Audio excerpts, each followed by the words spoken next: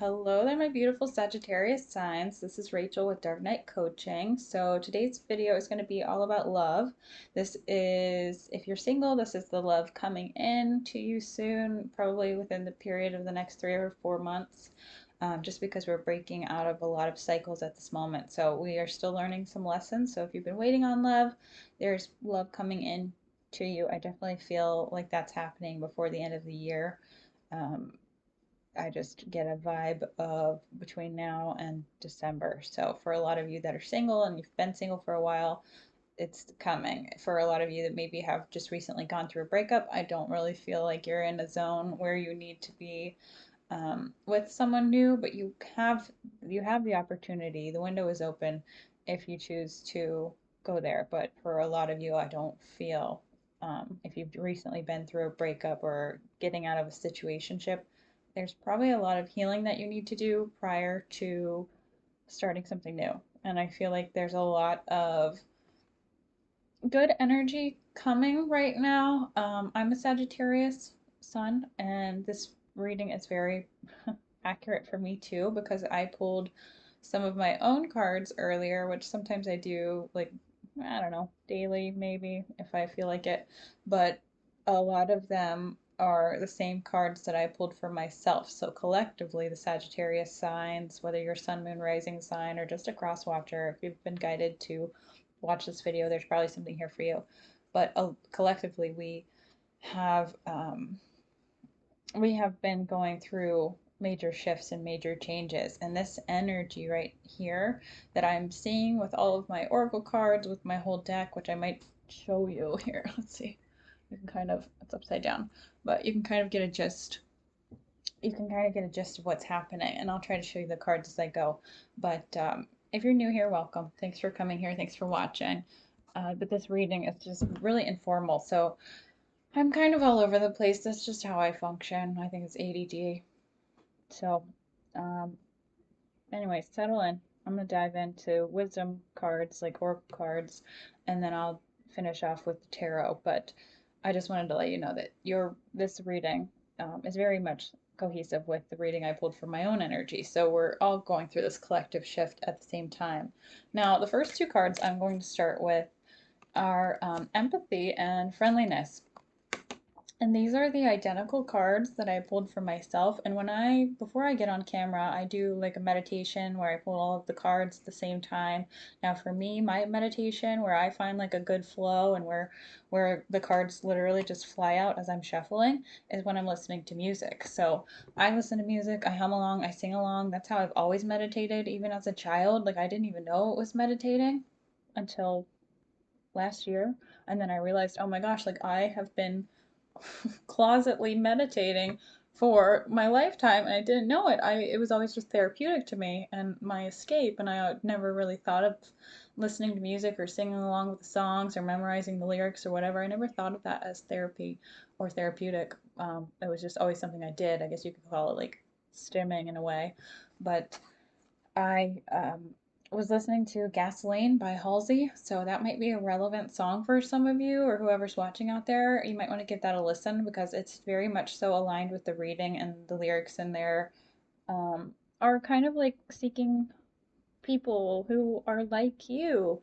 And if you're watching this video, you're probably most likely very empathetic and you're into self-help and self-growth, and that's a rare breed. I'm just going to say it, especially being a Sagittarius. Those are also rare breed people, but a Sagittarius who is like doing self introspection and work, very rare as well because we're a fire sign, so we're like feisty and untamable, like a wild horse or whatever, the centaur. And I feel like you're probably in that zone as well a little bit, even if it's not your sun sign. I do feel like that's a relevant message for you. But basically, even though this is supposed to be a love reading, this is more along the lines of like love friendship. So it's not so much romantically inclined. I do feel like there's an opportunity of romance and stability here, but this has to do a lot with self-love. So this reading, if this isn't resonating for you and you're like, I don't care about self-love, I want to know who's coming in, um, I'll just do that part right now because then I won't waste your time with the other stuff. But if you're interested in like self-love and friendship, then stay on for the further reading. But I pull cards for the energy. So whoever's in your energy, whoever's incoming, this is their thoughts of you or your thoughts of them, whoever this person is that you're going to meet, probably by the end of December. The first one says, "You're so special, you're truly divine, and I've never felt energy like yours before. I can't get enough. Your perfection, your beauty amazes me. I'm not sure how I attracted in someone like you, but I'm forever grateful. My dreams, I've been dreaming about you in my dreams. We are so free and in love. I wish I could stay there forever." So you do have love incoming, and I feel like it's a slow and steady love because you also have the Six of Swords here. I almost said Wands, but maybe it feels like a celebration for you as well. The Six of Swords is all about like going into smooth, calmer seas, calmer waters, and usually that starts with self-love. And then that was in your subconscious, and then I pulled a clarifier as well because I wanted to see what, sorry, I got lipstick on my microphone. I wanted to see why the Six of Swords, and it's basically because you've Seven of Wands yourself. You stood up for your values, for your beliefs, for your self-value and your self-worth. Like, this is what the Seven of Wands means. It's like standing up for something you truly, truly believe in, and maybe you just truly, truly believe in love that has um, reciprocity, love that goes, inward first and outflows and outpours to those around you. And I feel like that's the major change and shift here. Now, that was the love message. So that's what I have for those of you who are single and really looking to mingle. But those of you who are here for more information, just kind of the general read of what the energy is, I do feel like a lot of this is friendship based, and it's about establishing a tribe of people who really just like get you and who understand you. And I feel like that's a rare occurrence because you'll be lucky at the end of your life. And I know this sounds like doomy, but if you have a handful of people in your life that you can trust, um, like 5 people or less that you really like trust and can rely on and are there for you in your time of need, you can count yourself lucky because that's just rare. Sagittarius signs are very good at being friendly, being outgoing, being confident, all of those things. I personally make a lot of acquaintances very well, but it's surface level relationships. And there's very few people that get to me, like get into my circle. And once they do, like I am loyal to a fault. And most Sagittarius signs I find are kind of that way as well. But I also have a Taurus moon, so that's like, if you're into astrology, you know what I'm talking about. So, yeah, anyways. Spirit really wants you to focus on friendliness and empathy. These ones made me chuckle because I forget to be friendly sometimes. I know that sounds kind of like silly or stupid to say. Like, I'm friendly in a quick, flighty kind of way. But again, Sagittarius, you know, that's kind of how we are. Also, add ADD in there and then like neurodivergent things. And depending on the personality Briggs type that you are, like it can be a recipe for disaster. So sometimes I forget to be friendly, but it's like, you know how they say people have like RBF, the resting face? I am one of those people, but I don't even realize I'm doing it. But then I'm like, well, maybe that's a good thing. People stay away from me sometimes because I don't intentionally um, mean to be unapproachable, but at the same time, I'm Sagittarius and we kind of just like do our own thing. We're the lone wolf, which was ironic because I pulled the wolf. And like I can do well in a pack if I have to. If I need resources and it's required of me, sure I'll do it. But I'm also okay being on my own and helping myself. So the wolf card says, emphasize a deep connection with your intuition and your instincts. So, when you meet someone, the first thought you have about them is usually probably the most accurate because it depends on the person that you're meeting and the friendships that you're building. So, like, if you go out and you meet a group of friends and the first thing someone says is like talking smack about do they even say smack anymore? Talking crap about somebody else, um, then you have a pretty good idea that that person, as soon as they turn around, they're going to talk about you the same exact way because that's just how they are. So keep that in mind. Use discernment when it comes to friendships and building new friendships, or even the ones that you have. If somebody's saying something that you find offensive or inappropriate, then, like, tell them. It doesn't mean that they're going to change, but it gives you the opportunity to see um, if that's somebody you want to spend any more time with. So the first card I'm going to read is friendliness. It says you're able to recognize traits in common with another in order to forge love-based connections. And if you're watching this and you're a Sagittarius, I feel like this comes naturally to you because it comes naturally to me. I've always had like I've always been inquisitive and wanting to try new things and adventurous and friendly. And usually, when you're like cultured, when you go on these trips and these adventures, which is what Sagittarians like to do, you meet so many new people and you're in all these new places and spaces. And then when somebody talks about something, usually for me that's when I throw in like, oh yeah, I loved that spot, have you been to this one before, it's such a great thing, I think you might like it because this. And this is a stranger like I'm talking to, like we're old friends. And that's very easy for me to do, especially in new places. Like Sagittarians can fall in love with anyone, but it's also our downfall, so you have to be cautious there. But I could talk to anybody I meet for however long and just be like, oh my gosh, I love that person. They had so many nice traits. They had so many nice qualities. We had this, this, and this in common, like, and it just flows. But that's just part, I think, of the Sagittarian nature, which sometimes we can get lost on the other end of it if we're in this like isolated, introverted mode, where you're doing healing and introspection and stuff, and you kind of shut off all the outside noise. So there are two sides of the coin there.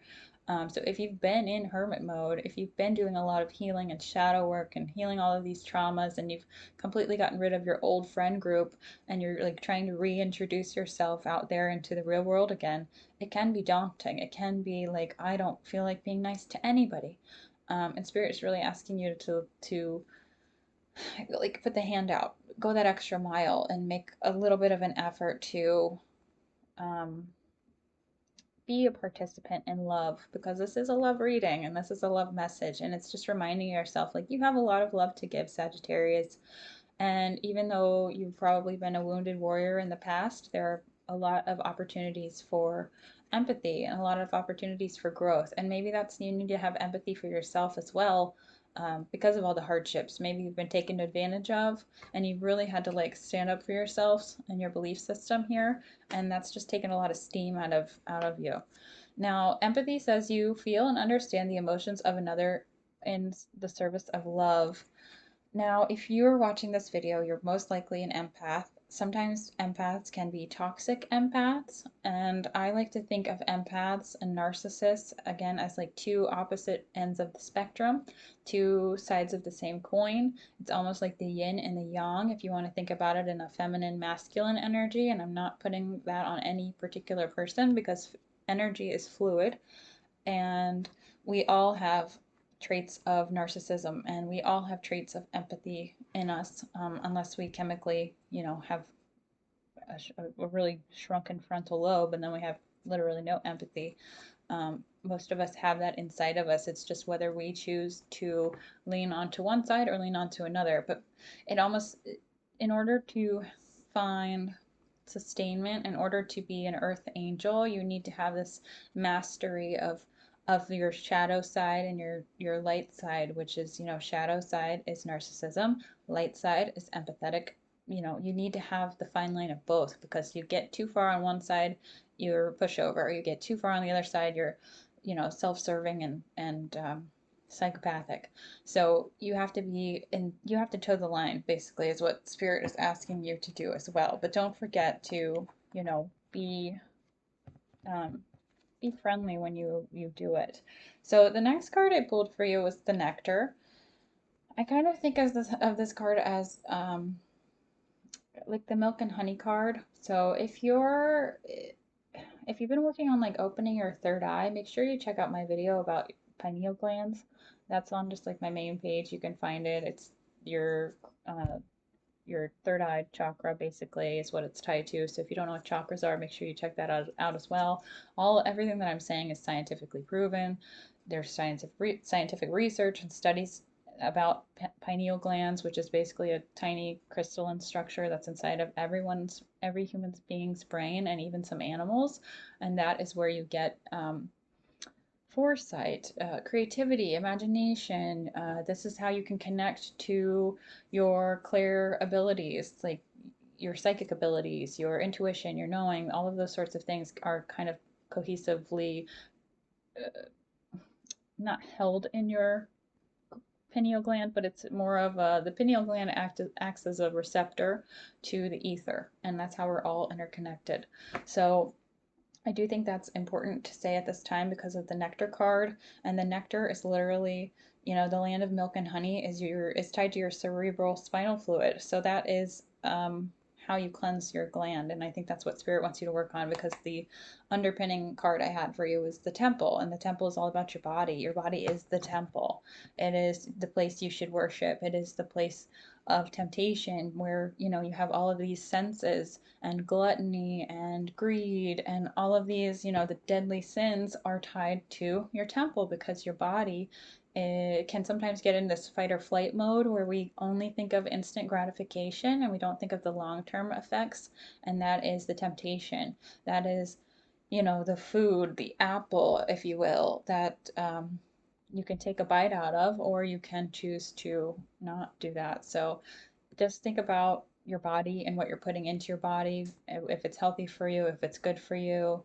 I think there's like a yogic saying about like 1 meal a day is good, 2 meals a day is okay, and then like 3 meals a day is poison. So think about that. And I'm not saying don't eat certain meals. Obviously, consult a health professional if you want food advice.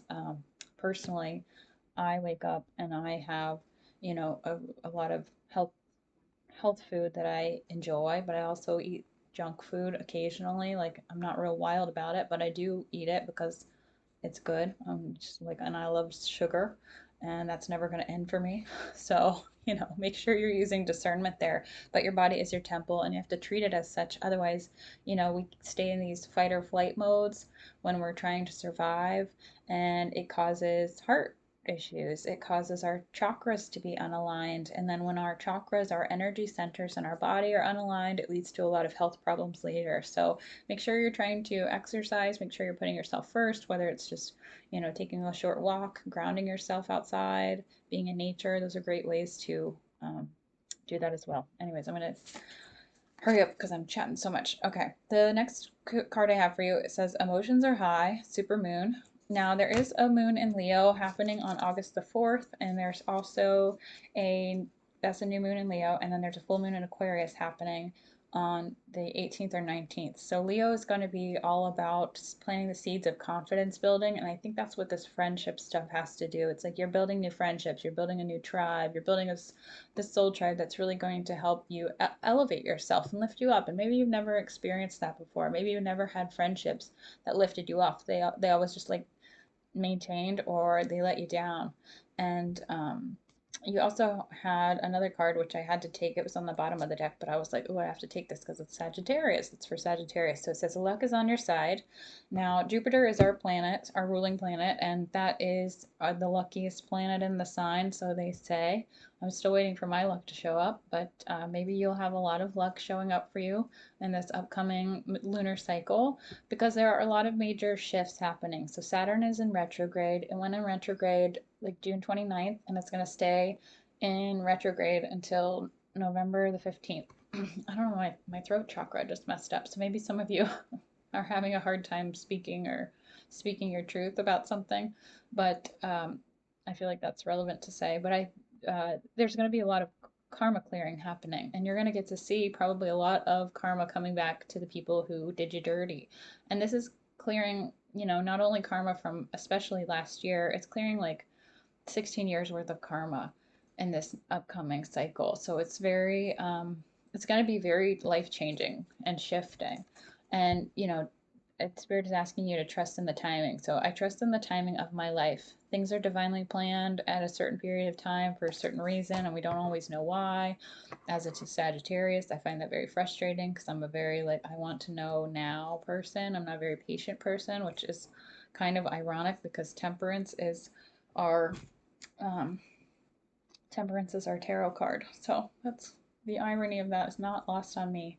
Now, if some of you have been feeling despondent about a situation, just very sad, and it could be loss of friendships and things like that for sure, because I have the gossip card. So maybe some of you have been going through a breakup or a divorce, or you had some elective surgery and people are like talking talking crap about you, or you just had friends that weren't really friends and they were just spreading rumors and gossiping and lying, and you're just really sad about it. Spirit is saying, like,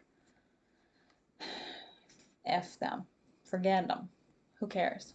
Move on. Because, like, you're gonna want quality over quantity, and those people are not good quality.